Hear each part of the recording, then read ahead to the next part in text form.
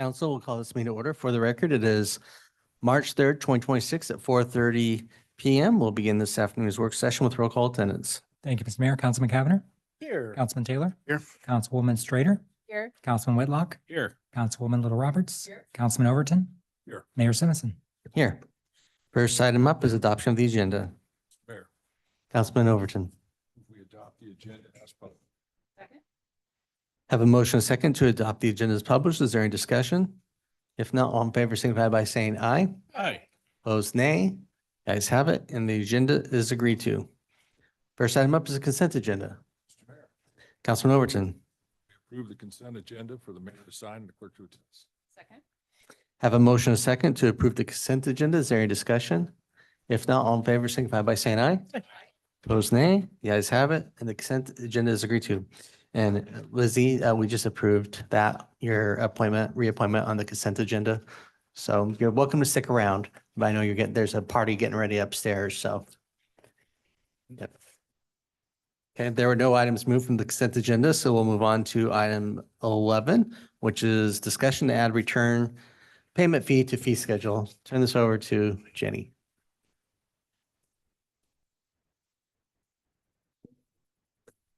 Good evening, Mayor and members of the council. I don't have a presentation tonight. This item I'm bringing forward is regarding a housekeeping item associated with our fee schedule. So historically, we have a $20 return payment check fee that is included in our city clerk's city fee schedule. But during the most recent update, we inadvertently have removed this fee upon discovering that MUBS still uses our utility billings department still utilizes this fee and access this fees to for our customer return payments. So tonight, there's no action item requested formally by mayor and council. We are simply asking to proceed with a public hearing notice to our citizens and bring back a resolution to add this back to our public works fee schedule where it aligns with the current operational practices. And I'd be happy to answer any questions that you guys have. Council questions. Mr. Mayor, Councilman Cavanagh. Jenny, thanks for the update and the memo. Pretty much tracked with along with what you're saying. Just a couple of questions either now or during the public hearing. I remember like as a kid, always like you're at a grocery store or whatever, $20 fee for returned checks. Mhm. So it tracks with what I've kind of seen, but can you either tonight or at the public hearing, what's that $20 fee set to cover? Is that a pass-through cost that comes from the banks to us? The bank is charging us 20, are they charging us 18? It's a combination. Okay. So we do have a rate that the bank charges us. It is not $20. There's also staff time Yep. that's allocated to it because we have to inquire and reconcile with the customers. And then the utility billing team also has to add this back to the bill. So there are staff time allocations and administrative costs that's associated with. So the $20 is not a straight pass through. And then Mr. Mayor, follow up. Councilman Cavanagh. Do we have do other departments encounter this? I recognize MUBs probably experience it more than most, but are we seeing this in other departments and are we being consistent in how we're charging this? We have surveyed other departments. The only reason why it was removed because city clerks and other departments are no longer using it. So like Parks and Rec no longer uses it. Building department does seldomly use it, but the high traffic one is our utility billing. Mr. Mayor, just one last one. Councilman Cavanagh. How do we handle or do we encounter situations where fee payers via credit card do a chargeback and say, I didn't authorize that? And are we enforcing kind of a consistent process if we're not receiving funds for a service that we've delivered, regardless of the payment method? So merchant credit cards are different than via where we receive a check or direct deposit. So merchant like credit cards, our third party provider, merchant services, I don't remember the vendor name, but they actually do all of our checks. So like if a customer said, hey, this is a fraudulent charge, they work with our third party vendor and get that reconciled. Thank you, Jenny. You're welcome. Thanks, Mr. Mayor. Council, any additional questions? Mr. Mayor, just a real quick one. Councilman Overton. Yeah, Jenny, I like the idea that we're putting this back in, but whenever we look at a fee, I just want to make sure that, as you stated with Councilman Cavanagh, that when we're looking at this, that we're making sure it covers all of our administrative costs. Correct. We are adding this into our public works fee schedule in the future. So every time we assess each of the fees in the public works department, we will be looking at staff allocations. Is the financial institution like our bank still charging this rate? All of this is going to be calculated. Mhm. Any other questions? Okay, thank you. We'll see you back in the near future. Thanks. Okay. With that, we'll move on to item 12, which is fiscal year 2025 financial results. Good evening, Mr. LaVoy, or late afternoon. Good evening or afternoon. And Mayor, members of the council, appreciate you giving us an opportunity to present to you your fiscal year 2025 fiscal results. The presentation that I have for you today is the same data that I provided 2 weeks ago. No data has changed since then. So the data is still the same. The data that I present to you, again, if you have any questions that I can't answer on tonight, I'll work with your subject matter experts. Again, these are the results that your departments have executed over the last 12 months for the fiscal year 25. I'm showing you what their actuals did with the budget that you provided us for that budget year. So tonight, what we'll do is we'll go through the two major funds, which is the general fund and the enterprise fund. Those are the two funds. And then the third fund, by state statute, I must report to you the impact fee results as well. So we do pull that one little piece out to meet the state statute that on an annual basis, your impact fee administrator provides to you your financial results for the impact fee fund itself. And then we'll also talk about what we'll present to you at the next quarterly financial update. At any time, please let me know if I can answer any questions. So we'll start off with the general fund. We'll start off with the revenues for the general fund. In total, for all the revenues, we collected 92% of what we projected and we thought we would collect for fiscal year 2025. These are the major revenue sources that we kind of track in buckets. The most important one on this slide is our property taxes. That makes up about 50 to 60% of our revenues, and we missed the target by 1%, or 1.3 to be exact. License to permits, you can see 78.6% we collected, intergovernmental 73.4, and so on. The largest percentage difference that you can see here is going to be at the very, very end at 185%. This was due to the fact that our investment income is still stronger than we projected, and we also got a $1.5 million one-time influx from the rural fire district. So again, that one we didn't really have on the budget, but it came in, so that kind of threw us off a little bit there. Largest, this is the revenue generated for the intergovernmental. You'll see we kind of missed the target there. That one's because of the $7 million ARPA funding, and it's all about timing. So we will get this money spent, but you'll see that we had a budget, but we haven't got the revenue yet. That's just a timing issue. So those are your two biggest things from a percentage and from a dollar value. Those are your two biggest variances for the general fund that I wanted to point out for you. Again, we collected 92%. Development, permit revenues, and permit activity throughout this presentation, you'll see are lower than we projected. They came in lower than we thought they were. So you see the revenues are lower, the expenses are lower. That will be a recurring theme that you'll hear from me. Development X was lower, hence why we missed the targets. As we go through the revenues, again, the most important revenue stream for the general fund is the property taxes. That is our largest, that is our most consistent, and we always want to do what we can to protect that revenue source. But again, we missed the target by 1.3% on that one. Mr. Mayor, Sorry, I'm going back. Councilman Schrader. is it okay, Todd, if we dig into this a little bit? Let's do it. Okay, so, because I was just kind of curious, and I think it's hard to tell where each of them is a percentage and you don't really understand the dollar amount magnitude. So if you look at it, you're saying 82% of our projected revenue was collected. Is that 92% 92? from a totality. So if you look at the whole thing, that is what it consolidates to. Yes. And out of that, let's say 8%, that's like a gap, Mhm. right? Then how material are those three items you just mentioned?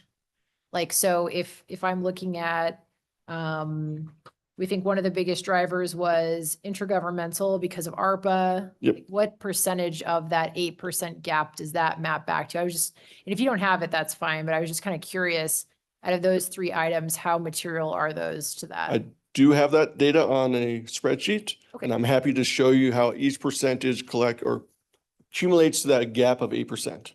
That'd I be have great. all the data for you so you can see how material or not material it is. I'm happy to do that for you. Okay, thank you. Oh, thank you.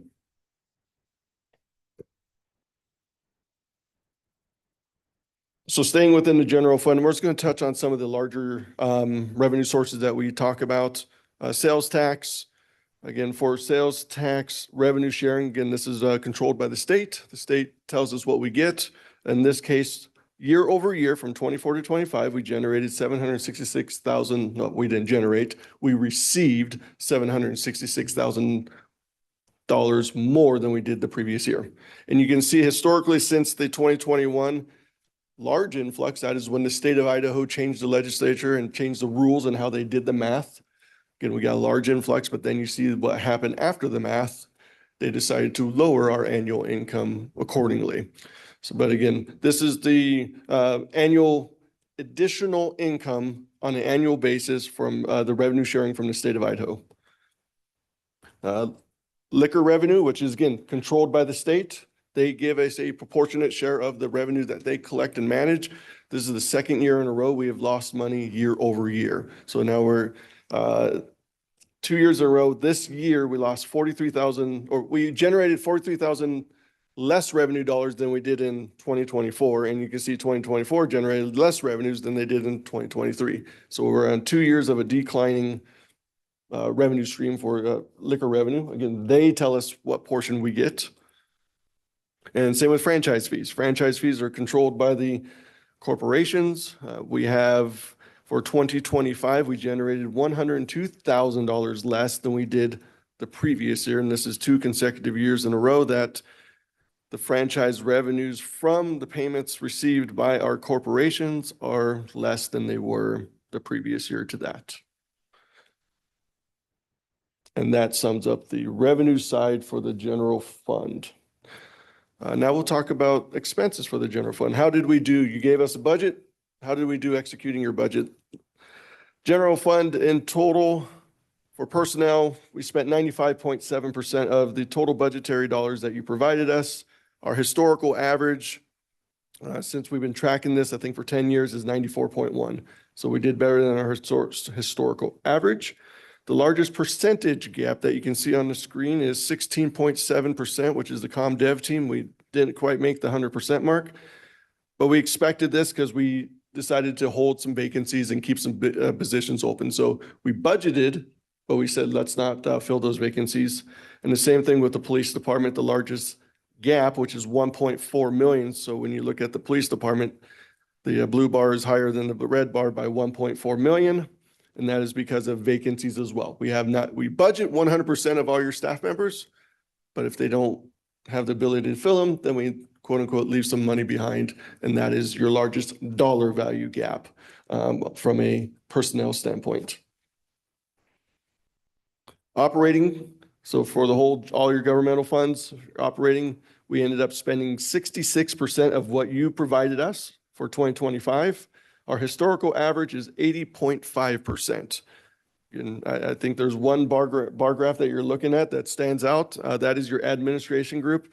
That is because we were provided $5 million for the ARPA fund. We didn't spend it all. We just need time to get that done. It will be all spent by this fiscal year or calendar, because we had to by law. December 31st, 2026, we must have that spent. So again, that is a timing issue. That is just, we put the budget in, we just haven't spent it yet.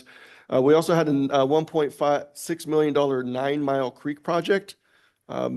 We didn't, we only spent 100,000 of that timing issue. We just need to be able to spend that. And then we also had some transportation projects, $500,000 there. We spent 0 of that, again, timing of that. So that is why there's such a large variance in the admin. We had large projects that just did not get finished. From a percentage standpoint, we also had comm dev. You can see we left a percentage there. Just like revenues, if we don't sell the permits, we don't need to outsource the services. So therefore, we didn't need the services. So we spent less than what we thought we needed to. So those are your operating expenses. Councilman Whitlock. Oh, yep. Todd, can you just give me a sense of what those ARPA funds were dedicated for or budgeted for that we have not yet spent but will spend? Oh, you're testing me on what the grant team did. I mean, that's a chunk of change. Yeah, it's, The fire, wasn't the fire department, or is that the fire, is this in the biosolids? well, that would be enterprise fund. Well, okay, so then, I think this is the- here comes Mr. Miles. He can, Was it? fire station, Yeah, so reimbursement is to fire station. So we just need to expend it on our books so that we can complete the project in total. Thank Yeah. you. It's just a timing thing. We will get this spent for you. Yeah. Thank you, Dave. That now moves us into the other component that we track, which is our capital expenditures. For 2025, the city spent 45.6% of their total budget that you provided us for fiscal year 2025. You can see that the general fund, we did leave 10 million on the books. We did request 6 of those 10 million to be carried forward into 2026. We just couldn't get the projects done in 2025, so we carried the 2026. 3.7 represents, of the 6 million, 3.7 is for engines, just timing of engines. We need them to be delivered. 1.1 for our workday project, this HRMS time card payroll. We just need timing to get the invoices to us and we'll pay those off. And then Parks has $1 million associated to some Parks projects. Timing issues, we will spend it. They asked us to carry the money from 25 to 26. So again, of that, 6 million will be spent in 2026 to finish up the 2025 projects requested.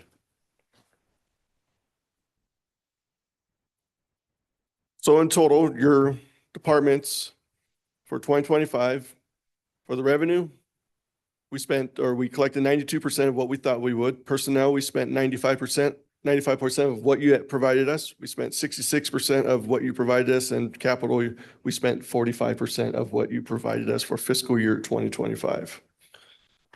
In summary. So now what does all this mean?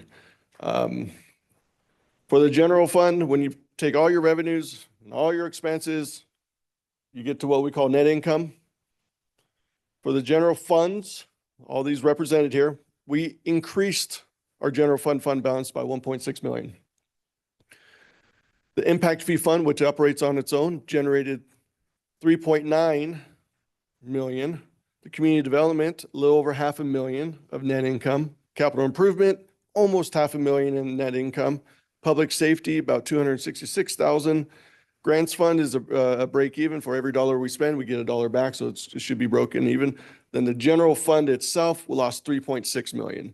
So when you add up all those numbers, it equals a net positive position of $1.6 million to the general fund. Mr. Mayor. Councilman Schrader. And then just as we're thinking about, to the extent that we have had, I'm always fascinated by the property tax results just because that shows additional operating ongoing revenue that's coming in above what we projected, right? Understanding there are still other factors that come in. If we have ongoing revenue that comes in, for example, through property taxes, if we budgeted a certain amount and we end up with 1.3% more property tax revenue coming in than we budgeted, how does that play into the next budget cycle as a source of ongoing revenue? Then does that just get added in as we're considering our operating costs, and help walk us through that piece? Sure, Liz, fair question. So you are correct. We did collect 1.3 or 1.3% more than we thought. That 1.3 is a one-time revenue. Okay. Every year, the state tells us, or this county tells us how much revenue you get to collect for property taxes. They don't even look at the past. Well, they do to an extent. They go, what is your highest 3 years of collection? That is now your base property tax. They don't look at whether or not we collected 1.3 because that was so last year. They're going to tell us what our new number is regardless of what last year was. So the 1.3 is not a factor of what we look at for, in this case, 2027's budget, that because that was what happened in 2025 or 26. Those might be we don't collect 100% of our property taxes every year. So those might be outstanding payments from 2017, 2018, 2019, 2020, because we finally collected them for whatever reason. So that extra 1.3 isn't ongoing new revenues. The county will tell us what the new ongoing revenues, and I present that to you. Go, your revenue stream is X. Hopefully we collect it. We collect about 99% of it. Right. So it's usually pretty consistent. But the 1.3 is not a factor, unfortunately, that we get to play with. Yeah, this always fascinates me, Mr. Mayor, if you don't mind. Councilwoman Strader. Because out of that 1.3%, I've always been really interested to see a breakdown of that and understand if there is any component of that that is actually ongoing new revenue, or if, to your point, the vast majority of it is just like one-time past collections, people that maybe they had a lien against their house or something, and so they finally decided to pay their property tax bill. Or do we ever get into that 1.3% and try to get a more granular breakdown to see if out of that amount, there's any piece that is ongoing that we can now capture, or does it just get averaged in eventually under the formula that we get from the county? It's the math. You're 100% correct. We eventually will build a budget and we'll say, hey, county, we need $56 million. I'm just making up a number here. They'll go, we'll collect it for you. And they will do their best with an amount of properties that they have on their parcel list and collect us $56 million by dividing it into the number of parcels. I think the differences are going to be the late payments and other adjustments, things like that. Yeah. So every year they reset their algorithm. They reset it and they go, how much do we need? Well, we actually tell them how much we need. And then they go, I'll build you a levy rate and then we'll collect it on your behalf. Yep. Yeah. Thanks. I just think it's helpful for everybody to understand Sure. that, because in the past, we have thought, oh, look, we didn't budget enough and we're actually collecting more than we Right. thought. So it's like, is that a source of new ongoing revenue because our projections are not aggressive enough? And that's not the case, because these are like one-time collections is what you're saying. Correct. Because the county resets our number. They tell us what the number is every single year. You're 100% correct. I appreciate the questions. So as you can see, the general fund, these are the results. In totality, the general fund is currently sitting at $99.9 million to give you guys an answer of what you currently have in your fund balance for the general fund.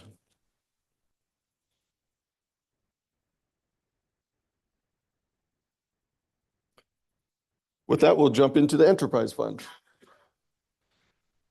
Follow the same format. We'll talk about revenues, then go into expenses and tell you what happened to the fund balance at the end. So for the enterprise fund, we ended up at 95.6% of what we expected. You can see here the water sales and sewer sales. Those are the two most important revenue sources for the enterprise fund. Those are our ongoing operational revenue sources. Again, they came in higher than we expected by 5 to 7%. The assessments is where we kind of saw the reduction. No different than development on the permit activity. These are all driven by permits, so it's not surprising to see these lower than we projected. Hence why we didn't quite make the 100% mark. We ended up at 95.6%. But again, as you can see, the development's lower as expected because everything within the development community for us for fiscal 25 was lower than we projected.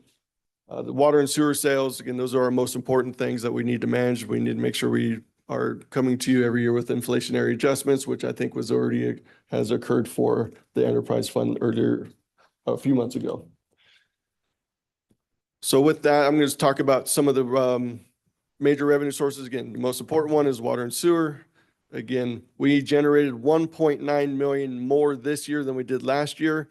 Again, as we continue to add homes, that's more additional revenue sources. As you continue to increase the rates by the inflationary factor, that's more opportunities. As more people use more water, that's income to you as well. So this is your annualized year-over-year additional income from our water and sewer sales for the enterprise fund.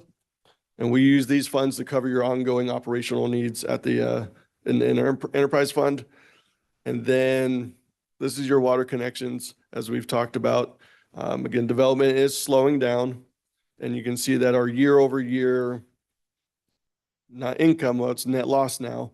For 2025, we generated 1.6 million less than we did in 24. And then you can see in 24, we generated $6 million less than we did in 23. So if you add the 6 million plus the 1.6 million, that's $7 to $8 million less than we did in 2023.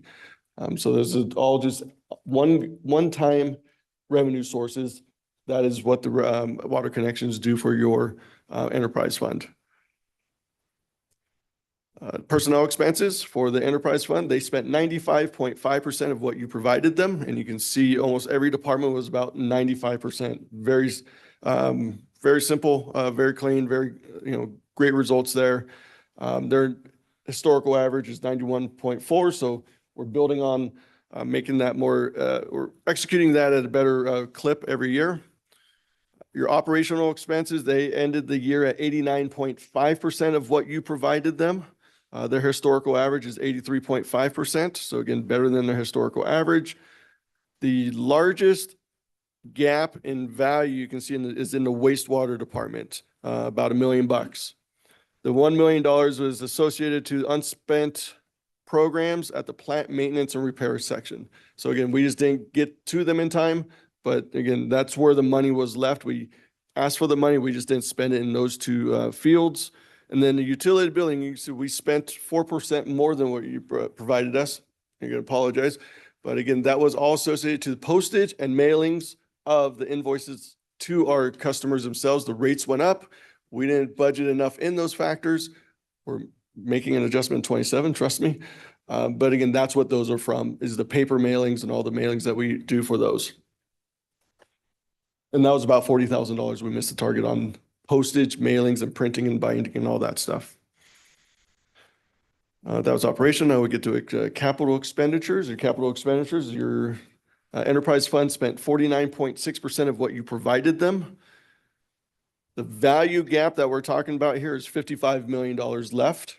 We carried $52 million into next year. So it's all timing. It takes more than a year to do a lot of their projects. So they asked us to carry 52 million of the 55 million that was not spent in 2025.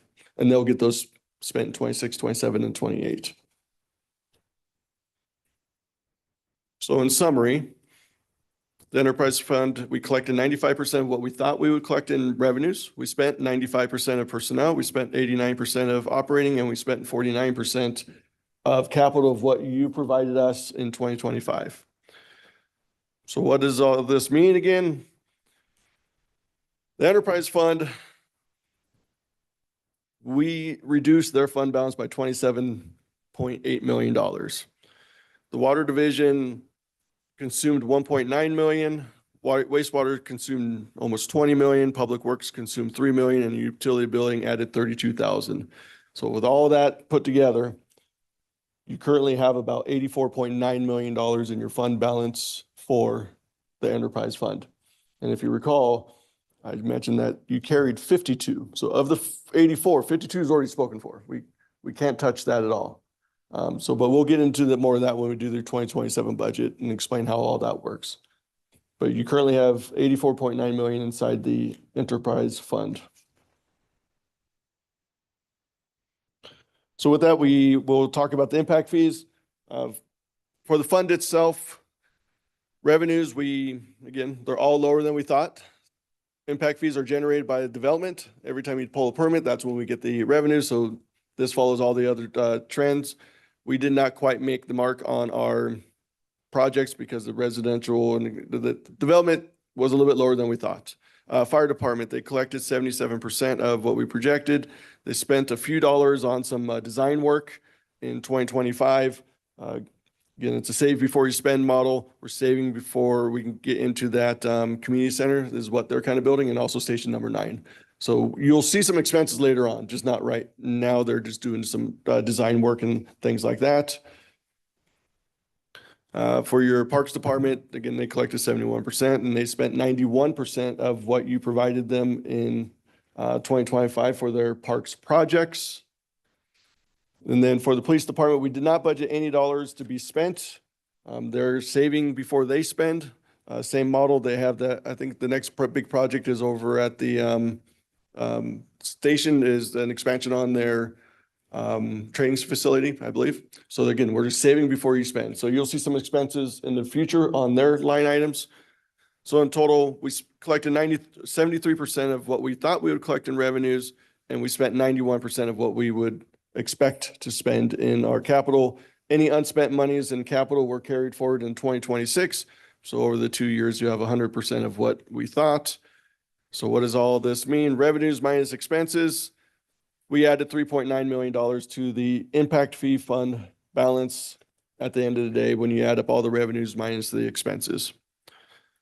So in recap, we talked about 2025 actuals, we talked about the fund balances, and we talked about the impact fee results for fiscal 25. The next quarterly update you'll get from us, we'll do some more demographics and statistics. And with that, I stand for any questions. Thank you. Council, any questions? Mr. Mayor. Councilwoman Schrader. Probably my biggest question, which is sort of related to this, but a little bit of a rabbit hole, is just, do we have a sense yet? I hadn't heard, what is the CFP process going to look like this year? Is there going to be an effort to do like a balancing act like we did last year? I know we didn't get to a 5-year balance, but I was just sort of hoping to hear on that. I hadn't heard from the city council president or from finance on what we're doing.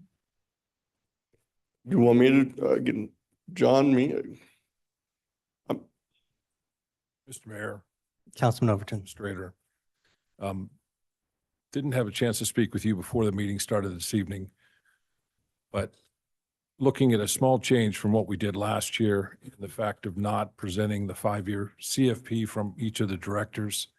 I've had conversations with a few of the other council members about looking at having that done maybe every 2 years or not requiring it every year. We have the same team sitting up here right now that we've had before. I think we both look at this a little bit differently on what this tool is. I think some of that CFP tool was initially designed to be a long-range planning tool for our directors and our departments. And I have a lot of respect for them using it that way and not using it as a tool we have to completely rely on because it changes depending on situations. We certainly couldn't have looked 2 years ago at what we were doing with our CFP and seen a drone program rolling our way.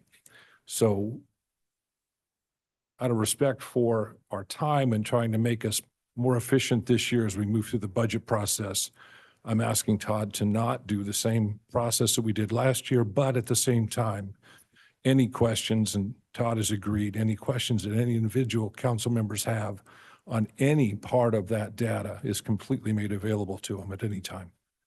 So nothing is hidden from them. Anything that's wanted will be provided to them at any time. We just won't ask for that to be a public presentation.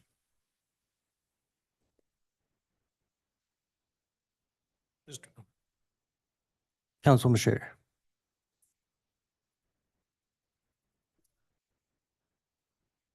Thank you. I appreciate that reminder. It's tough with the mics so they turn themselves off now.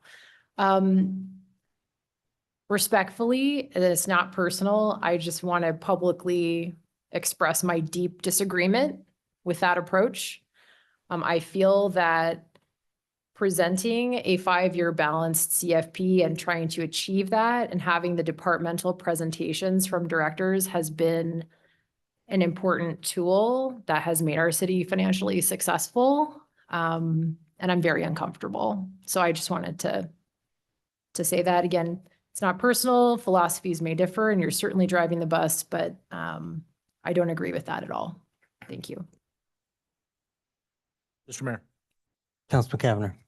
I may encourage us I appreciate that's kind of the intention where we're headed right now, but I do think it is worth maybe taking a step back because I think we, as a team, as a body of 7, I think have an opportunity to create some consistency when it comes to how we want to look at the CFP. I think my perspective over the last 4 or 5 years, it's kind of evolved kind of like a river. This year, we're going to be really involved. In other years, maybe not. I also recognize that the departments and our directors, mayor and council are all using the CFP much differently than it was when it was first launched. So if the plan is to not provide a presentation this year, I think that's fine.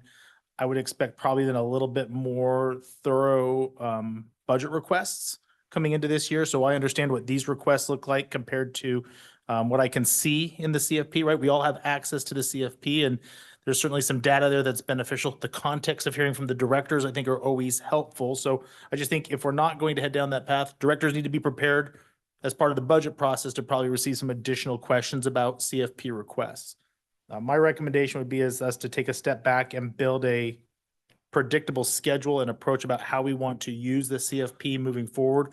So we're all kind of rowing in the same direction and we know this is what we're going to do, whether it's every year, every other year, every 5 years, every time we have a new mayor or a new council member. Let's build some rules of engagement so that we can plan what that looks like. I think that's important for us. I think it's important for the directors. And I think it's important for the taxpayers to have that consistency. Mr. Mayor, Councilman Overton. quick follow-up.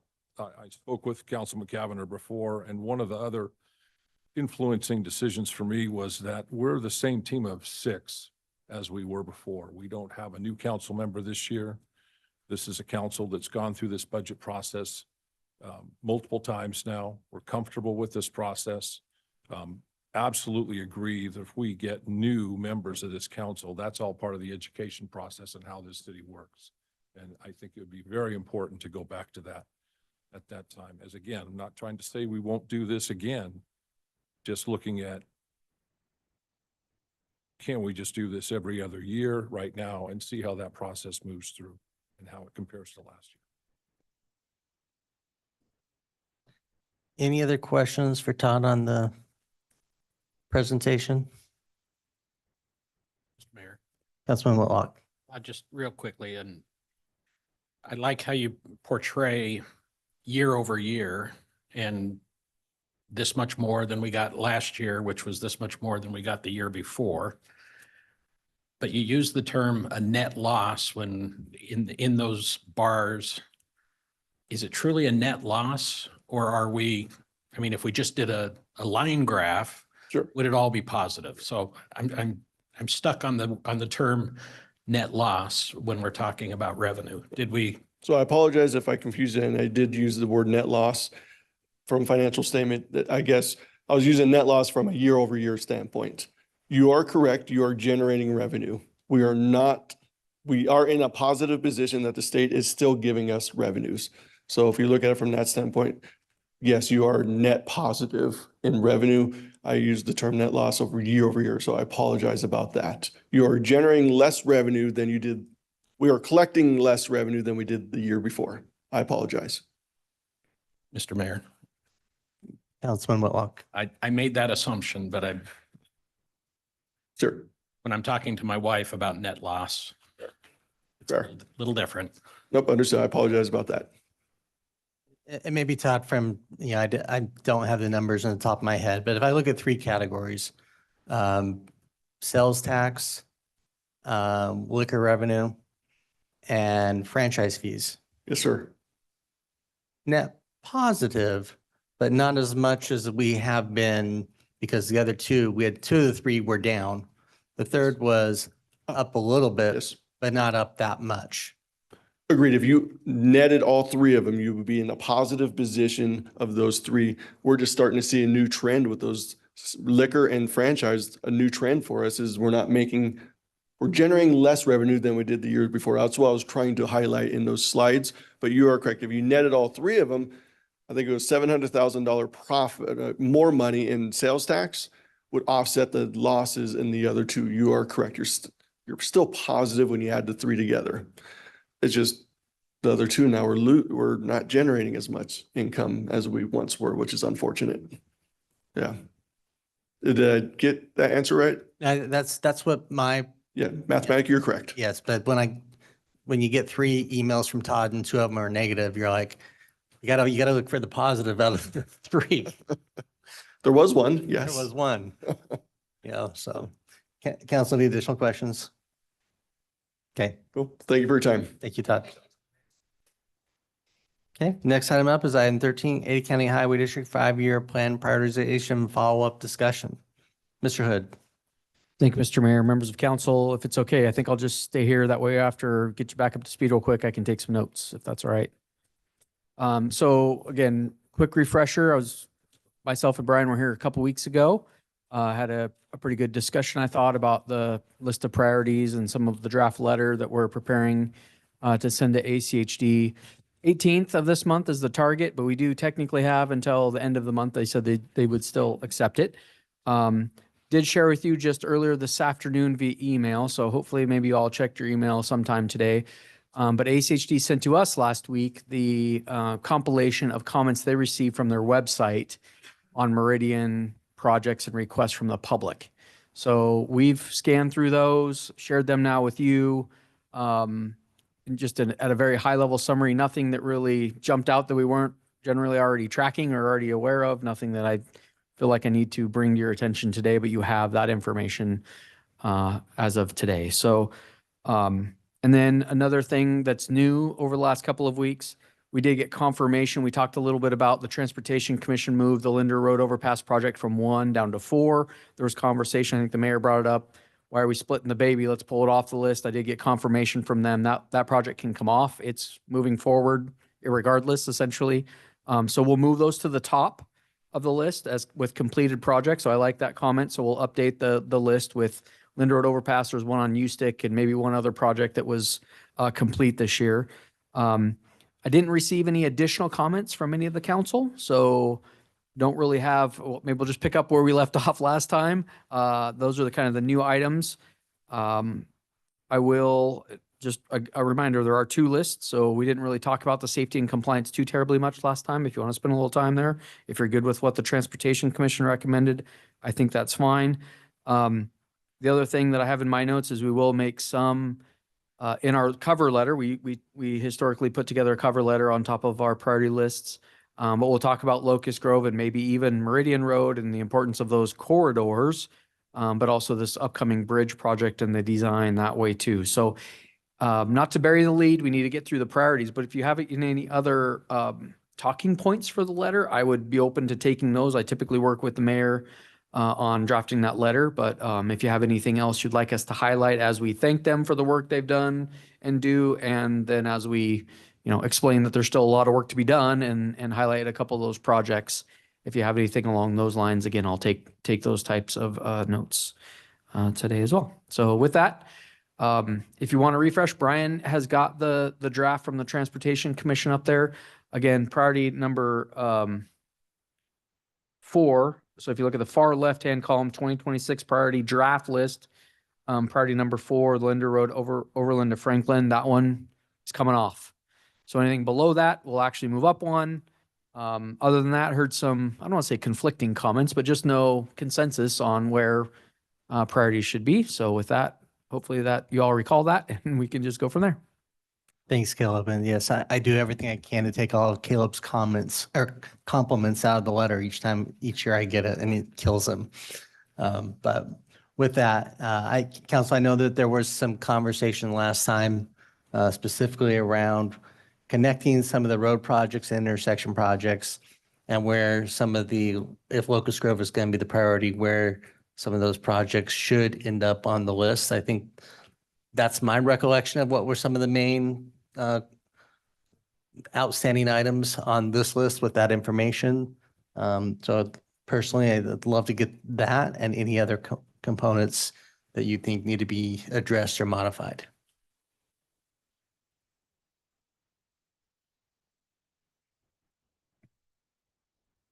Mr. Mayor. Councilwoman Schrader. I recall in our last meeting, I did think we had some consensus that number 1 should at least move down a couple of spots. I'm happy though with the corridor approach generally and highlighting Locust Grove kind of on this list, obviously very clearly in the top 10. So I don't know if I have a lot of energy around that, but I do recall us kind of nodding along that maybe we were going to reprioritize that one. Other than that, I think just generally this approach is fine. I don't know if anyone else has any comments about that one specifically. Yeah, I think I'll share the I don't remember if this was a conversation with Caleb, but I think it was with the council president around that one. I guess this comes from living in that area. The intersections are what really make these improvements. We know why this one got put up there was because of the bridge. I think that focusing more on the bridge and the letter and getting them to do that correctly as compared to the road itself. But I think that the Locust Grove and Amity intersection has greater value than this section of road project generally. And I think that that's what we've seen, at least in South Meridian, is the roundabout at Victory and Locust Grove has solved a large portion of the congestion issues in that area, but it's now not the road width, it's the next intersection, which is creating the challenge. So I would be supportive of moving this one down to maybe back where it was and reprioritizing the others or the intersections in a better way, but focusing on getting them to do the bridge to the appropriate width that we'd like to see long-term. Because it's not that far away. 7, and if it went back to 7, it's not that far away on the list. Mr. Mayor, Councilman Cavan. I hear what you're saying. Numerically, there's not a big difference between 2 and 7. When it comes to how the highway district looks at things, there is a giant disparity in priority between 2 and 7. And so I think that's where my hesitation is. We also recognize, I think our conversation 2 weeks ago was very prudent and fruitful about just the cost of these types of projects and the length of time it's going to take to accomplish them. I would foresee that if we move it to 7, we're going to be having a conversation a year from now about moving it back up. So I'm more comfortable leaving it where it is. I don't disagree with the points that you're trying to make, but I do think it is an important priority that needs to remain, especially as Eagle and Amity continues to be built out as a commercial and retail epicenter. All the roadways that connect over to that area are going to continue to see increased traffic. Yeah, I think going back, if that's the case, then I would move 5 to number 1. I'd put the intersection at a higher priority than the road widening itself. And at least to combine the two Mr. Mayor, together. I think that part I'm in agreement of. If you want to move 5 up to number 1 and then the roadways number 2, to me, I recognize the highway district separates them out. I certainly think most people look at them as together. So I think that would be consistent with what our conversation has been. Mr. Mayor, Councilman Overton. I'm good with that. I mean, there's 2 sections of Locust Grove we're looking at, and it's a matter of which is which. And the more I look at it, the more I can flop either way. But the bottom line is, I think we have to do the intersections, especially when we're talking about Amity and Locust Grove, has to be a higher priority than the road itself.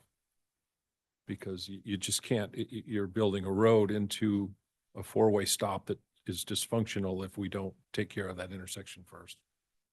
So I think Councilman Cavanagh had a very good point. If we move 5 to the top, can't make no other changes with the 4 coming off. Yep. Sorry. I'm good with that change. Trying to figure out how to look at this and make the fewest possible changes. I think a lot of work has gone into this.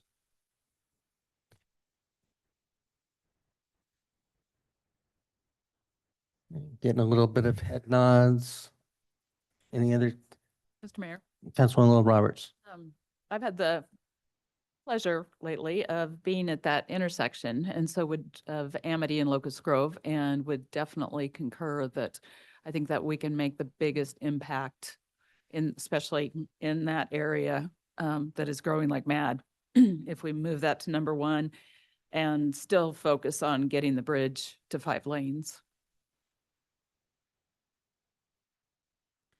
Mr. Mayor, if I can, I don't know Go if you got a head nod from everybody as you're sort of visually polling everyone. I just want to call this to everyone's attention then. Councilman Cavanag's comment, I think, is a valid one. I really like grouping the intersection and the roadway on Locust Grove and Amity there. And that also keeps the Locust, what is currently the second and third listed projects still together. I just want to call it out. It does, because the top three especially matter, 2 and 7 and all. But it does push your Fairview and Locust Grove out of the top three, which is the ones. So just, we only have three and everything, there's a lot of priorities. I just want to state that bumps it out of the top three. So, I've got so much faith Probably that right. their new impact fee numbers are going to give us top 4 okay. to work on anyways. So if, can I just restate it then? So everybody's tracking? Is that okay, Mr. Mayor? If that's where it seems to be headed, or I can wait if there's more changes? I'm just going to read the top 7 as I have them listed. If there's other changes, we can. So I've got the new number 1 then is Amity and Locust Grove, that intersection, which is currently number 5. Number 2 then is what's currently number 1 on the 2026 Locust Grove Road, Amity to Victory.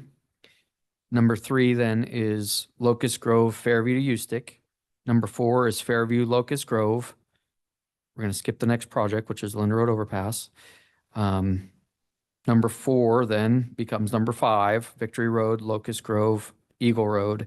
And then number 6 is 10 Mile Cherry, Eagle Overland, and so on and so forth. Is everyone that track right?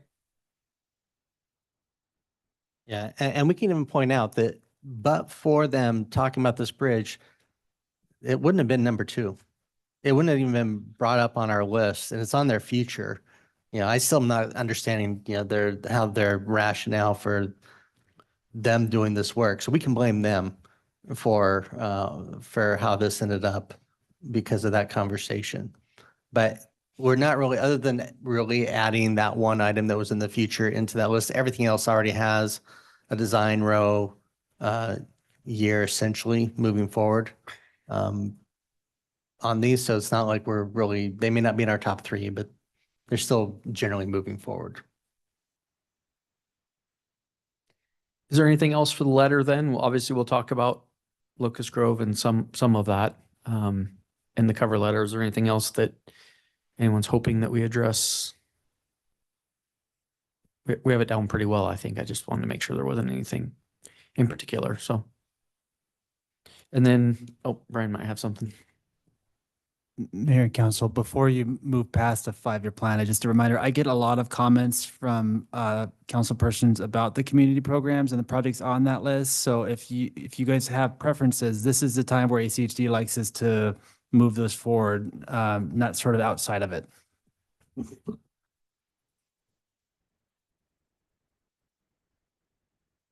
gonna pull that up.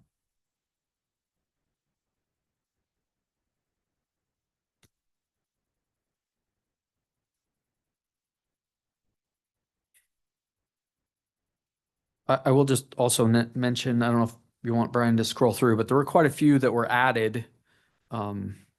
47 through 58 were added this year. So, you know, their home is currently at the end of that list, but maybe even particularly scanning those to see if any of those tend to rise up to be something that's in a top 10, say.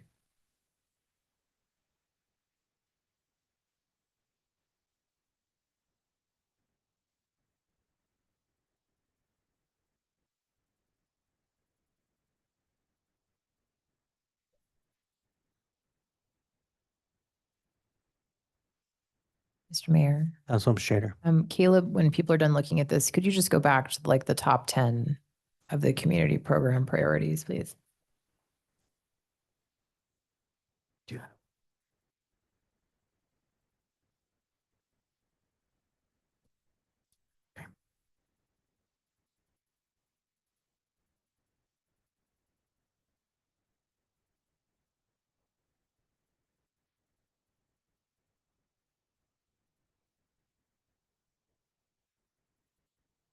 I will just say, if you want to look at the new ones that were added and the top 10 kind of simultaneously, it is in your packet. You could pull that up too. So we can't do split screen or picture in picture here, but if you want to pull that up, and you do have access to that too.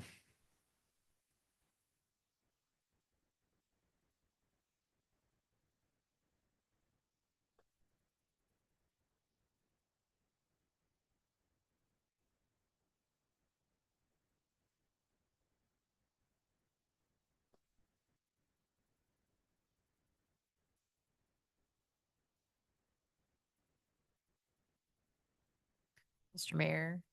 Councilman Schrader. I think I think we've got this one pretty close, at least on the top 10. I can appreciate the new ones. I just think if something's actually number 40 or number 50, I think that the chances of them taking it seriously in the near term are low. But I was happy to see kind of a continuation of this. I appreciated the elevation of the Goddard Creek and Wild Goose project at McMillan and Linder. That area is a complete mess, so that makes a lot of sense to me.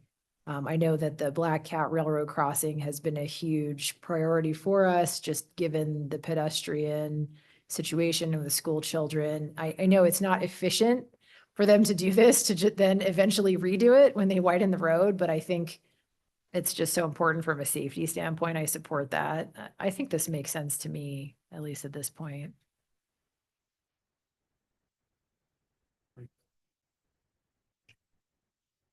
I'm getting all head nods. Okay, Thank you. all right, well, we will get these transmitted to ACHD forthwith. Thank you, team, appreciate it.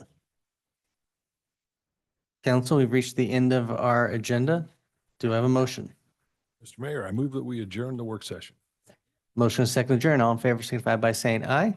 Okay. Opposed, nay. The ayes have it. We are adjourned.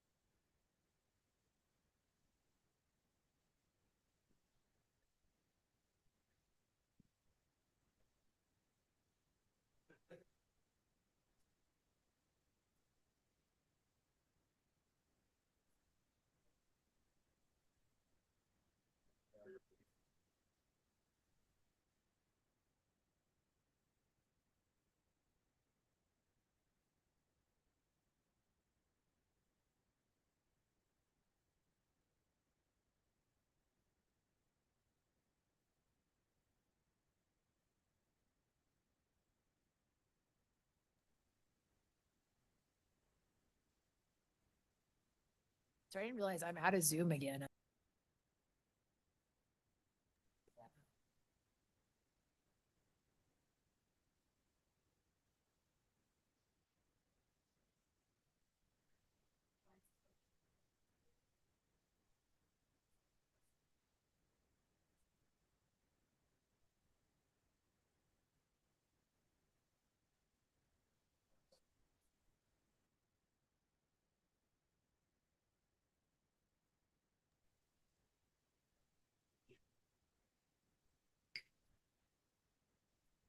Council will call this meeting to order. For the record, it's March 3rd, 2026 at 6:01 PM.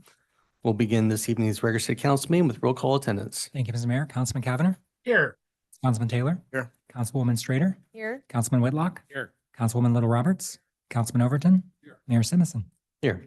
Next item is the Pledge of Allegiance. If you'd all please rise and join us in the pledge.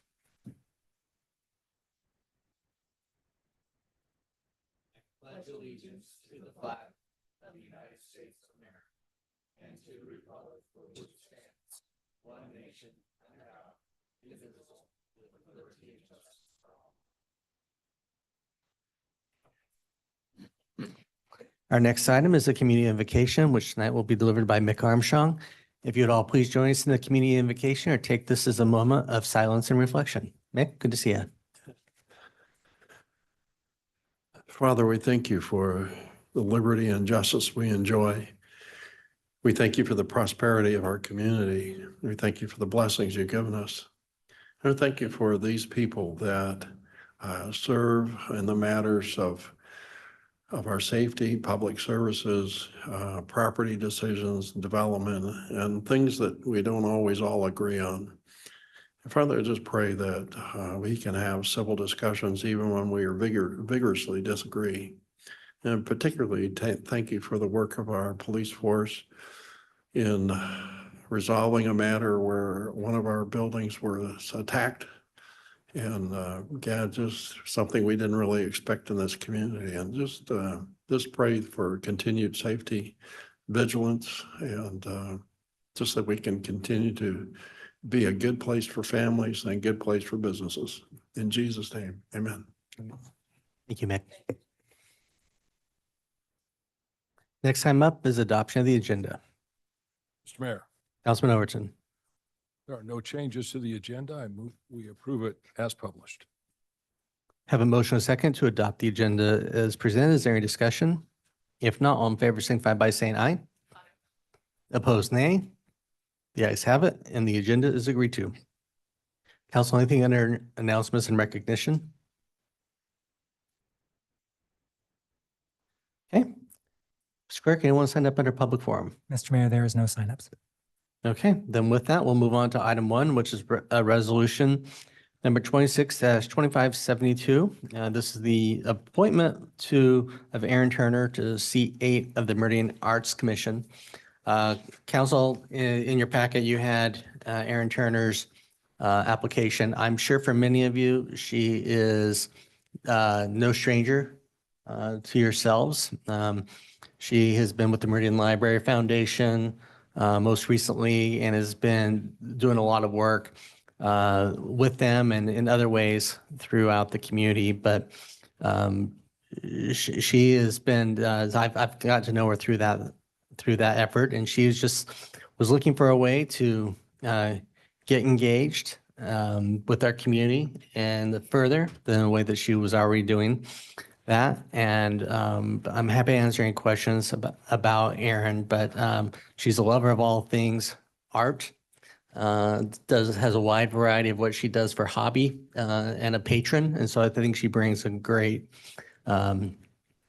non-professional yet semi-professional, with watercolor being her favorite thing, but it's not her profession because she does do another job full time. So with that, happy to stand for any questions.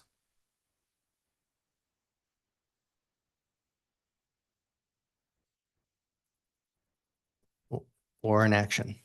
Mr. Mayor, Councilman Overton. move that we approve resolution number 26-2572, establishing the appointment of Aaron Turner to seat 8 of the Meridian Arts Commission. Second. Have a motion and a second to approve resolution number 26-2572. Is there any discussion? Mr. Mayor, Councilman Cavanagh.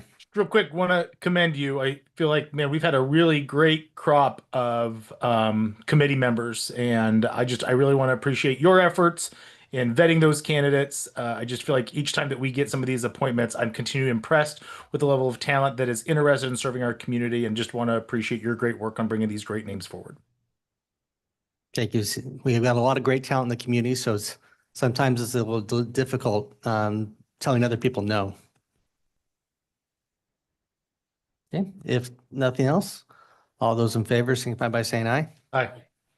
Opposed, nay. You guys have it, and the items agreed to, and Erin is not here. But one thing I failed to mention, and it'll be interesting to see, we didn't want to do this specifically, and now that she's appointed, she can't back out. Erin has a lot of grant writing experience in her day job, and I think that's something that our Arts Commission was really looking forward to, is maybe looking at applying for grants for further work, but we won't hold her to doing grant writing all of her time on the commission. So appreciate that. Okay, with that, we'll move on to, well, it says department reports. So nothing under department reports. Okay, then we'll move on to item 2, which is public hearing for H 2025-0049. Were you opening this public hearing, Ms. Neri? Okay, so we're not going to open this public hearing, but would staff like to make any comments on this item? Good evening, Mayor, council members. The applicant just didn't post the site correctly and requested that March 10th be their next hearing date. So, and staff is okay with that. Okay, any questions from council?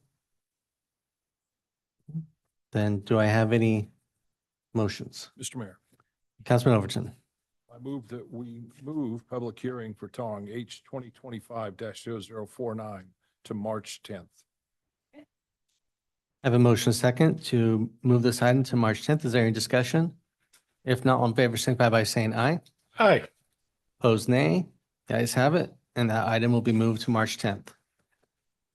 So next item up is item 3, which is a public hearing for 1725 West Pine, H 2025-005, continued from February 10th. We'll continue this public hearing with comments from staff.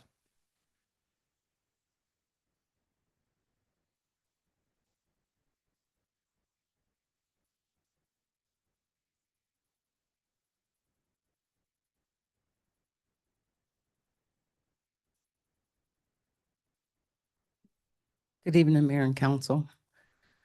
So tonight we are here, the applicant is proposing to modify an existing development agreement to revise the requirements for the required cross access. This property is located at 1725 West Pine Avenue. It consists of 0.76 acres of land and it's zoned CN. With the modification to the development agreement, they are asking that no cross access be proposed on the east side of the property, which we hope to eventually connect with Linda Road with future redevelopment of this area. This is a site plan showing the parcel right there off of Pine across from Meridian High School. Again, this is the modification that they're requesting to remove that cross access from the east side of the property. So a little history on this property. In 2009, this property was approved for, this area was approved for annexation and changed to the future land use destination on about 2.05 acres. It consisted of 3 tax parcels from medium density residential to commercial. This also included annexation and zoning for the property in question and to have it zoned with CN. Conceptual development plans were approved with this proposal to retain the existing structure and construct a 70-foot by 81-foot addition to accommodate a flow aquatics That's a business specializing in learn to swim lessons for beginners. And then in 2016, there was a zoning verification letter requested by the property owner, which talked about the single-family dwelling on there because they wanted to rebuild on the property. But again, the single-family dwellings are not permitted in CN, but because this resident was still there and still being in use, and the use had not ceased for 12 consecutive months, it is considered non-conforming, and it can remain as long as it is not expanded or extended without following the provisions of our code for alterations or extensions. And then in 2019, City Council approved another application for this property, which removed the previous development requirements for it, but it still kept that provision for the cross access in there.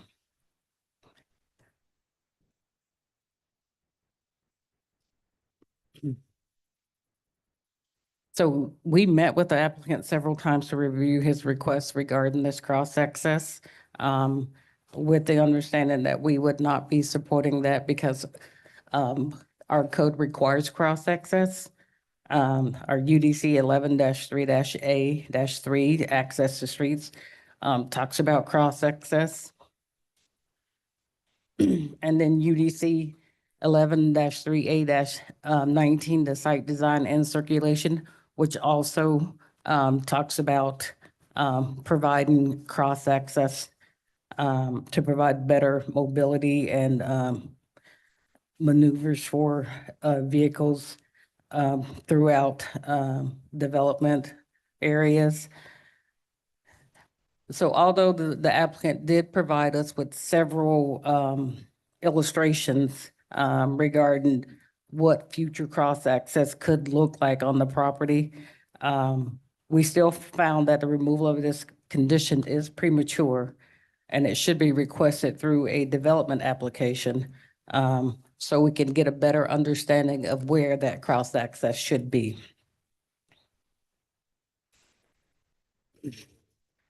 We also provided some accident data there. Again, the table there, it summarized the reported vehicular accidents in the vicinity of this subject project. So this data indicates approximately 18 reported accidents in this area by various factors. And so we believe that this data supports the need for the improved cross access beyond what is currently proposed by the applicant. In talking with our police department, they also had concerns regarding this property and not providing the cross access. As you can see here, they're stated that Pine is heavily traveled during several times of the day because of the high school. Again, they recommended being required to have the cross access. Again, this is a commercial business. It's a commercial property, even though it still just has a residential unit on it. But once the applicant determines what type of business he would like to put here, the traffic would be increased from what is there for a single family home. Again, with this, staff is still just recommending, we are recommending denial of this application. Again, as we said, we feel that his request to remove that cross access point is premature. Because the applicant has not submitted any kind of development proposal. I'm not sure if the applicant is sure of what they want to do on the property yet with the number of iterations that we received.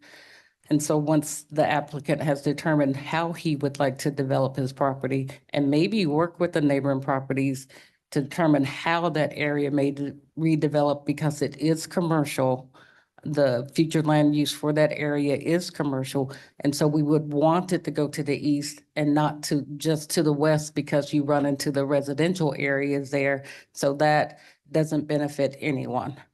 And with that, I will stand for any questions that you may have. Thank you. Council, any questions for staff? Mr. Mayor, Councilman Taylor. I do have a question. Directly to the east of that property is an identical building, which I think has an existing business on it, or it seems to appear that it does. Yes, it would be 1705. I'm wondering, does that have a cross-access agreement on already? Do you know the status of those properties? Because what I'm wondering is if we're looking at requiring a eventual access to Linda Road, what of the other properties may or may not already have those access agreements? So currently, these are still residential. So they may have just a residential use on it and not a commercial use on it. So at that point, they would not be required to have that. But when they do redevelop, they will have that requirement.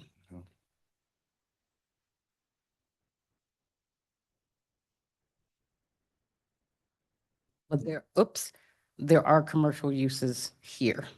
This is a daycare, and I'm not quite sure what this is.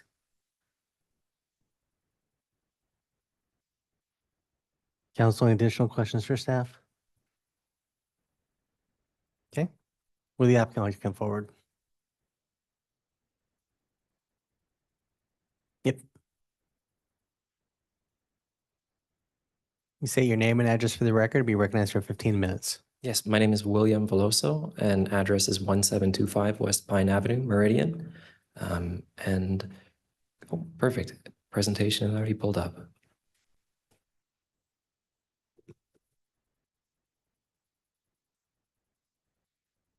The keyboard's going to be your best bet. Oh, cool. Thank you. Just gonna try it. Perfect. Cool. Mayor and council, thank you for your time this evening. I'm here regarding a requested modification to the cross-access provisions within the existing development agreement. And I'd like to begin by saying that I support the city's long-term goals here for connectivity, access management, and reducing driveways along Pine Avenue to increase traffic safety. My proposal doesn't increase any access points here. Under both the existing development agreement as well as my modifications being proposed, the total number of approaches on this block will ultimately be reduced from 7 to 2 eventually when the other properties do redevelop. And just for context, this block consists of several small commercially designated parcels along Pine. And just for complete clarification, on the westernmost property at 1785 West Pine, there is an existing business that's Zimmerman Auto Body Shop. And then 1705 West Pine, referenced in the last question, is called Launchpad Ministries. And they are a church service where students from the high school can cross over for something similar to a seminary period, a religious release period. And then 1625 West Pine is a limited office use, and 737 North Linder is that daycare. I'd like to begin by clarifying the existing parcel configuration. Staff's position is that preserving that eastern cross access may allow future redevelopment to ultimately create connectivity toward Linder. I understand that objective. However, based on the existing parcel configuration, current access spacing standards, and surrounding development pattern, I haven't been able to identify a realistic access compliant pathway that would achieve that outcome without speculative multi-parcel redevelopment. And so here, effectively, the eastern stub out, I provided at that southeast border of the property. And after that, you'll find a dashed line going on to the next properties. If you follow both of these are the only direct paths to the two properties that do have frontage to Linder. One of them involves going through LLA preschool, that daycare that currently exists and operates as a business. And the other one reaches 1625 West Pine, which is significantly close to the intersection there, a place where approaches are generally not recommended due to traffic safety. So obtaining that cross-access to Linder eventually is effectively the big question here of how that will occur. Any future connection to Linder requires or relies entirely on frontage parcels redeveloping, coordinating access, and receiving agency approval. So even with cross-access extended across that eastern parcel, access to Linder would still depend on the frontage parcels there, restructuring and compliance with access spacing standards, which is the primary difficulty here. So the impact of the requested modification that I'm making, which is removal of the eastern cross-access provision, is that realistically, the requested modification removes the eastern stub requirement entirely. This does not eliminate the possibility of future redevelopment. It does not prevent parcel consolidation, and it does not prevent internal cross-access among the western parcels. What it does recognize is that this eastern stub is not what determines whether future access to Linder ultimately occurs. If comprehensive redevelopment were proposed in the future, circulation would be evaluated holistically at that time.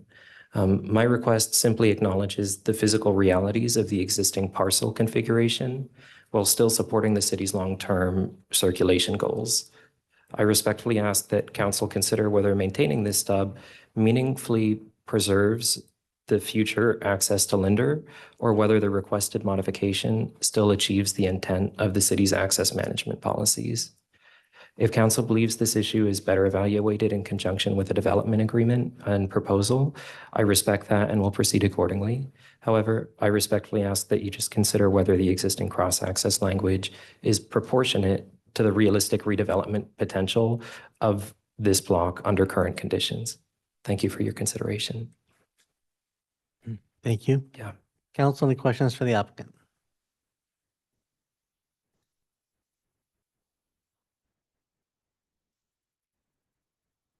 Okay, Mr. Mayor, Councilman Taylor. can you talk a little bit about your anticipated possible uses in terms of a business, like what type of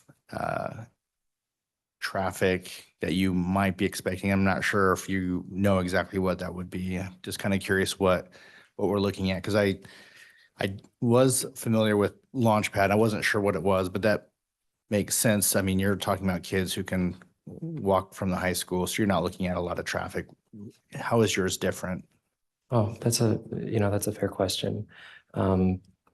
So realistically, the point of evaluating the potential for the modification to the development agreement at this time is realistically to understand what the options are, and whether this will be approved before investing the financial resources required into developing a development plan.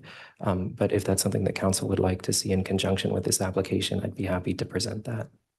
And Mr. Mayor, a quick follow-up.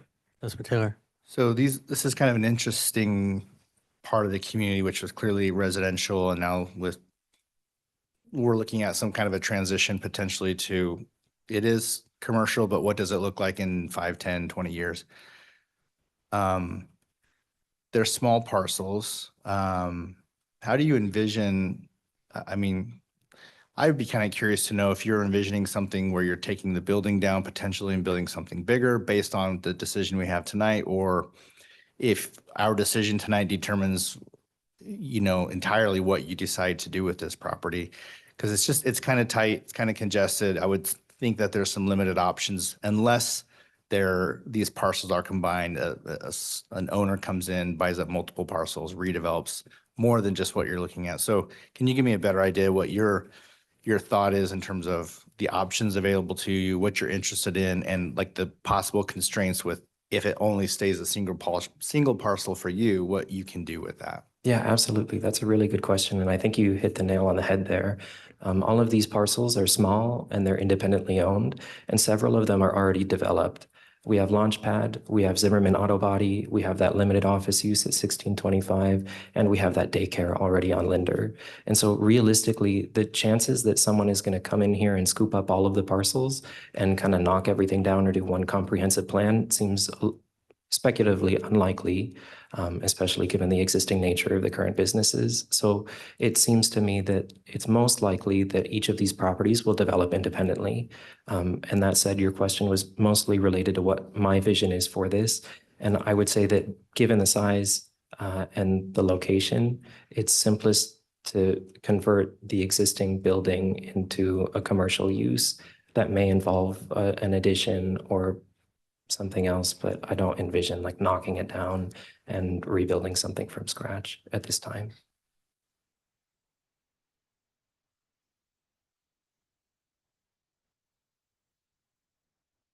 Council, additional questions?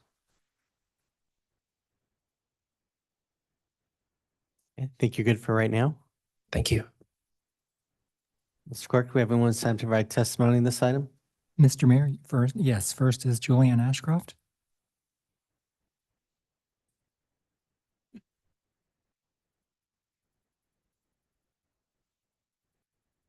Good evening. If you state your name and address for the record, you'll be recognized for 3 minutes. Okay, Julianne Ashcroft. I live at 2044 West. If I can get you right in front of that microphone. 2044 West Pine Avenue. So I'm just west of the LDS Seminary building.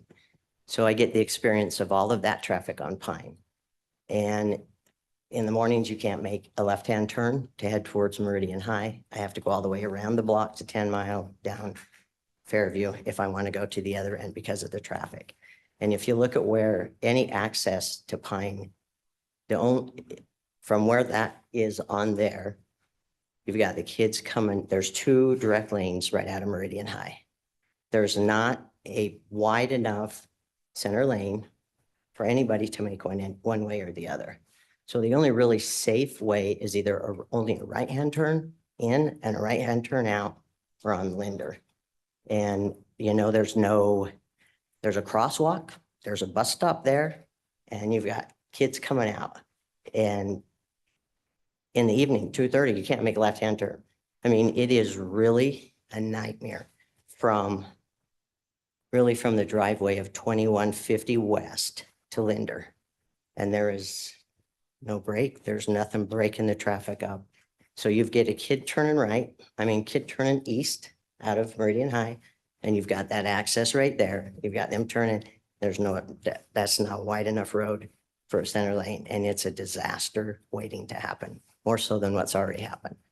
So if you look at Linder Road, where that daycare is, you've got 2 lanes, and you've got a wide center lane. So you can get in that center lane, you can make that left-hand turn, you can get in that center lane, you can make that in and out, easy access. You cannot do that on Pine. And the traffic, I challenge you all to come on by and drive up and down that street anytime you want, 7 to 8, 10:30 to 11, come and hang out at 2:30 and see you cannot do a left-hand turn. I mean, and it's not just the kids at the high school, because I call it Meridian Pine as your speedway.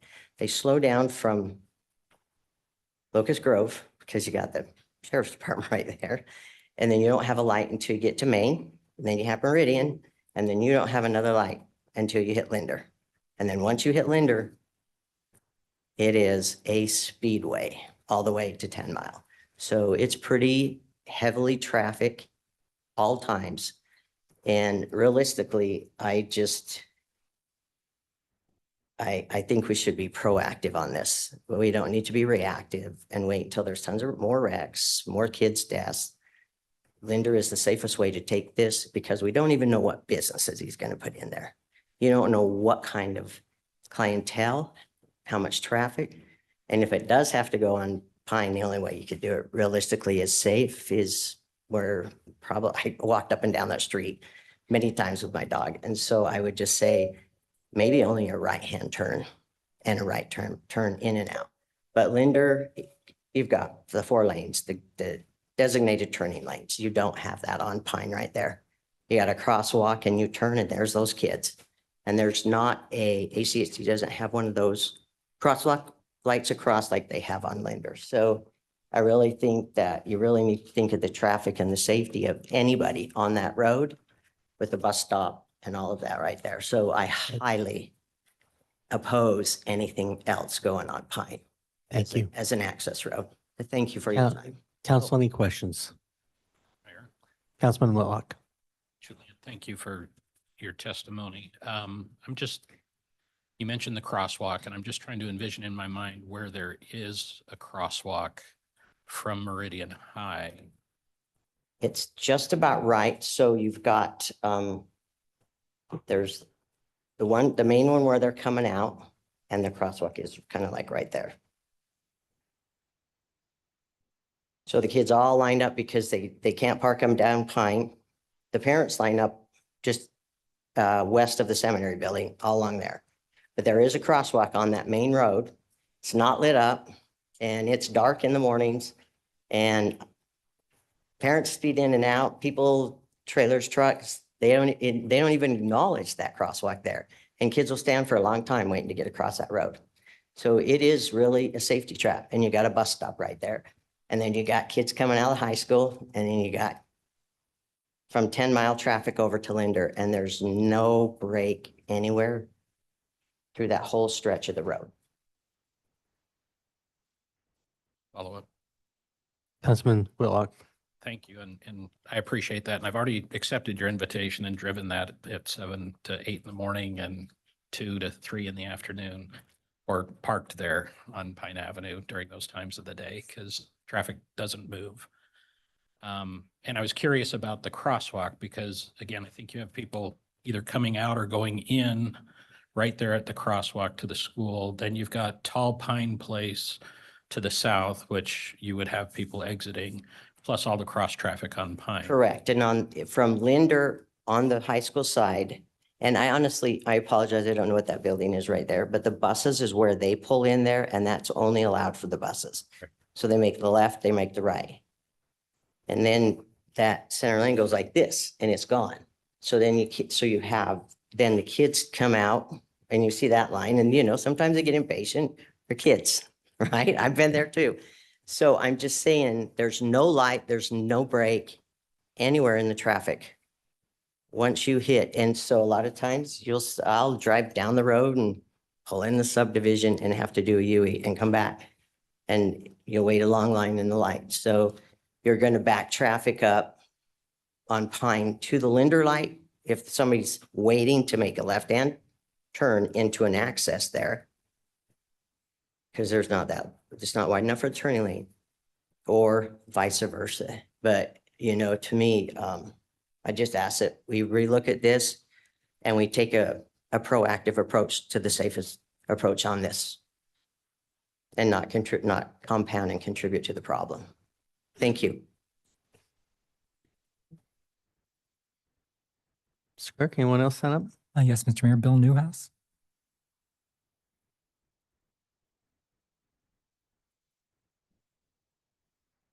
Are you Bill?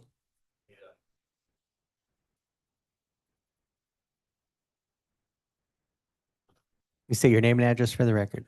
I'm Bill Newhouse. I own the house on 1665 West Pine. It's about an acre.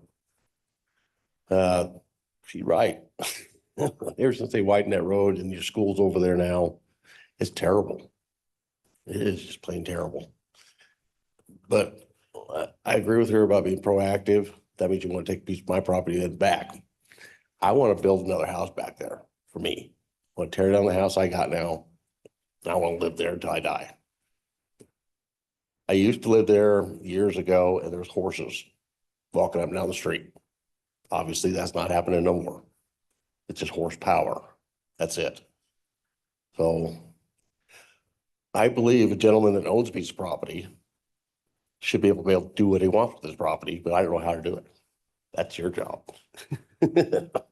So that's all I gotta say.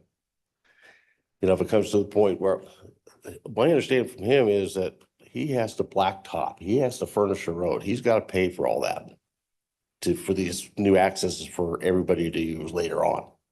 I can't figure that out. That's got to come out of his pocket. Ada County's gonna take it over, right?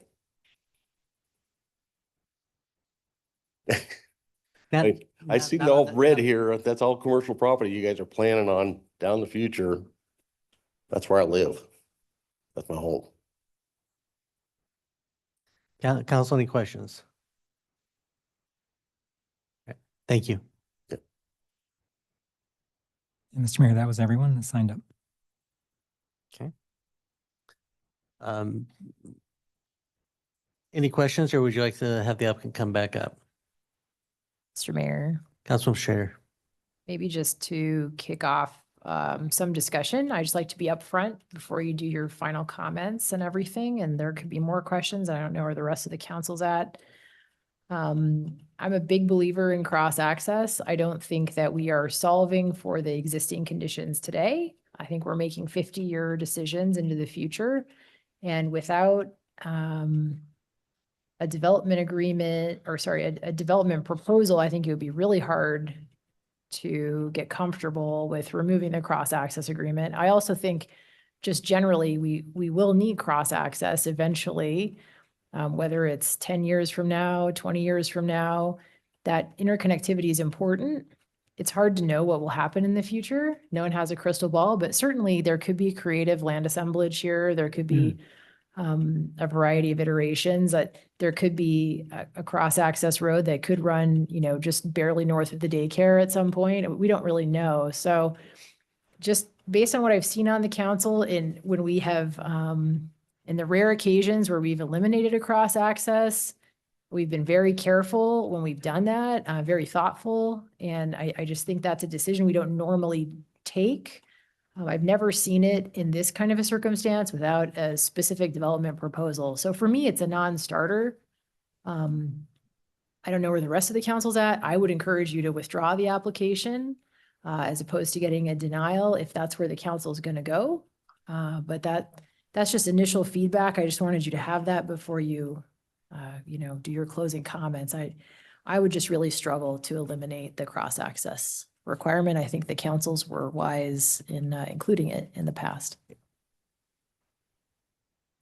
So I've got a question for Linda, Bill, or Mindy. Is this a static picture that's up? Are you able to move it all, or?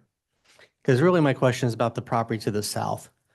There is a road extension that goes into the south property on the east, and there's a curb cut on Linder. Do we know, is that a planned future road extension? Yeah, I no idea when that property to the south was developed, if it will redevelop, if that was the intention, if a road would ever be required. Any thoughts, input, understanding? With phone Mindy and ask her to speak in.